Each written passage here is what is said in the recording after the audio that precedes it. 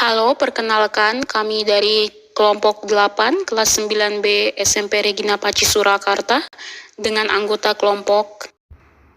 Saya Jovan Calvin Hurlisto, kelas 9B absen 18. Saya Nathanael Hanintyo, 9B absen 24. Halo, aku Valencia Jaslyn, kelas 9B absen 29.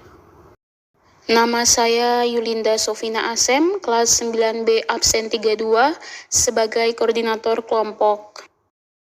Judul video kami adalah Seni Patung dan Teknologi Robot bagi Semesta. Di video kali ini, kami akan membahas tentang seni patung, perkembangan seni patung, dan teknologi robot serta dampaknya bagi semesta alam.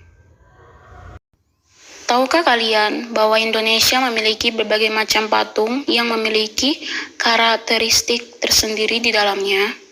Nathan, coba jelasin apa pengertian dari seni patung. Jadi seni patung adalah benda 3 dimensi yang diciptakan oleh manusia sendiri yang diakui secara khusus sebagai karya seni. Indonesia sendiri juga memiliki berbagai patung, contohnya patung pahlawan. Nah, dalam jenis patung itu sendiri dibagi menjadi dua, yaitu figuratif dan non-figuratif. Figuratif adalah patung yang berbentuk seperti alam, yaitu manusia, hewan, dan tumbuhan. Patung itu nyata dalam wujudnya dan tidak abstrak atau mengawang-awang. Non-figuratif adalah wujudnya tidak meniru alam serta perwujudannya tidak nyata dan bersifat abstrak.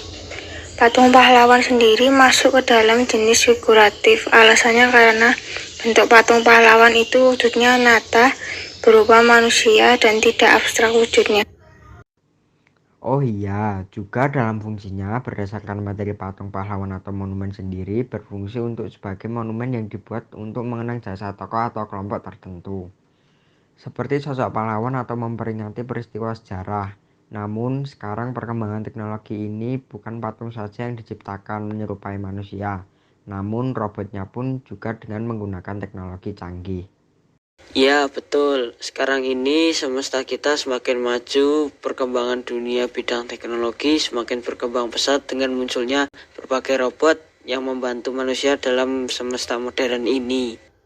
Iya, betul Nathan. Perkembangan robot di dunia ini semakin berkembang. Contohnya, perkembangan robot di dunia industri Indonesia. Robot ini tujuannya untuk meningkatkan produksi dalam industri. Robot dibuat manusia untuk dapat bekerja hingga 24 jam. Berbeda dengan kemampuan manusia yang terbatas. Robot bisa lebih bekerja secara maksimal tanpa mengenal lelah. Robot juga ditunjuk untuk membantu pekerjaan manusia yang butuh konsentrasi, butuh tenaga tanpa henti, dan sebagainya. Iya, Linda, betul bahwa sekarang dalam industri pengolahan barang sudah banyak menggunakan bantuan tenaga robot.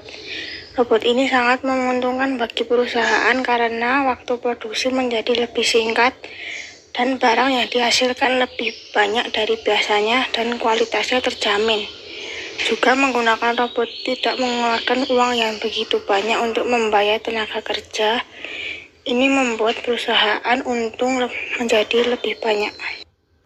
Kalian tahu bahwa robot bukan cuma digunakan saja dalam bidang industri, namun dalam berbagai bidang, contohnya dalam dunia kedokteran. Di sini, robot sering sekali digunakan untuk membantu dokter menangani pasien, yaitu robot perawat. Juga dalam penelitian antariksa, robot digunakan untuk penelitian luar angkasa. Juga dalam pekerjaan militer, robot sungguh membantu setiap manusia termasuk kegiatan yang sangat berbahaya atau dalam peperangan, contohnya yaitu menjinakkan bom. Iya juga sih, perkembangan teknologi di semesta kita sudah sangat maju. Namun, apakah kalian tahu dampak baik dan buruknya yang terjadi? Seni patung merupakan karya seni yang indah dan memukau yang memang sudah ada sejak dulu sampai sekarang. Namun tersaingi dengan robot, di mana teknologinya sudah berkembang menjadi lebih bermanfaat. Kemajuan teknologi sudah berkembang sangat pesat sekarang. Duanya sangat bermanfaat dalam hidup dan sama-sama harus dikembangkan. Namun robot juga memiliki sisi negatif, yaitu dapat menyebabkan sempitnya lapangan kerja karena tenaga kerja sudah digantikan oleh robot. Krisis ekonomi karena tidak ada pekerjaan, semua telah diambil alih oleh robot. Dan jikalau robot semakin pesat, maka semesta akan diambil oleh robot. Ini akan membuat kehidupan manusia menjadi terganggu dan tidak seimbang. Karena terjadi krisis ekonomi, manusia mungkin akan mengalami depresi karena kekurangan uang yang membuat mereka menjadi putus asa dapat membahayakan hidup manusia. Tapi mereka bisa mengatasi itu semua jika manusia mau belajar teknologi dan berkembang agar dapat bersaing dengan robot. Juga manusia harus memanfaatkan kegunaan robot dengan baik dan benar. Dengan baik dan benar akan tidak terjadi persaingan antara manusia dan robot. Iya betul, robot juga akan mengganggu kehidupan manusia untuk ke depan, yang mungkin manusia akan kurang berkomunikasi karena robot telah menggantikannya, sehingga relasi antara manusia berkurang. Ini akan menjadi bencana bagi semesta ke depan. Manusia juga akan mengalami kesulitan dalam memenuhi kebutuhan hidup karena pekerjaannya diambil alih oleh robot, sehingga tidak ada pekerjaan untuk menghasilkan uang. Juga tingkat kemiskinan semakin tinggi di dunia jika robot terus berkembang. Namun itu semua kembali lagi kepada manusia di mana mereka mau belajar dan berkembang agar bersaing dengan robot di masa depan. Tapi dari itu semua, robot punya manfaat baik bagi manusia. Tujuan robot dibuat adalah meringankan pekerjaan yang harus dilakukan tidak punya rasa lelah, dan robot lebih cepat menyelesaikan sesuatu tugas. Dengan begitu, manusia akan mudah menyelesaikan pekerjaan dan menghemat waktu. Robot juga sangat bermanfaat karena membantu pekerjaan manusia, sehingga manusia tidak mudah capek dan dapat mempersingkat waktu dalam bekerja. Dari ini akan menjadi keuntungan bagi manusia. Robot juga tidak perlu digaji, namun hanya perlu biaya perawatan saja dalam bekerja, sehingga industri akan untung karena tidak membayar buruh untuk bekerja. Robot membuat produksi menjadi hemat waktu, sehingga waktu produksi akan menjadi lebih efisien dan barang yang dihasilkan lebih berkualitas. Iya, pasti robot memiliki dampaknya sendiri. Namun, bagaimana kita manusia menggunakannya dengan baik dan benar, sesuai dengan manfaat dan kegunaannya. Dan serta kita juga harus banyak belajar tentang teknologi agar kita dapat mengembangkannya untuk perkembangan semesta kita ini. Karena semesta untuk kita, di mana kita menjaga dan dapat berkembang maju untuk di masa depan. Kesimpulannya adalah, patung merupakan seni yang harus dijaga dan dilestarikan, karena patung memiliki fungsinya tersendiri dan ciri khasnya. Patung dibuat sendiri untuk mengabadikan sesuatu agar bisa dilihat dan dikenang sepanjang masa.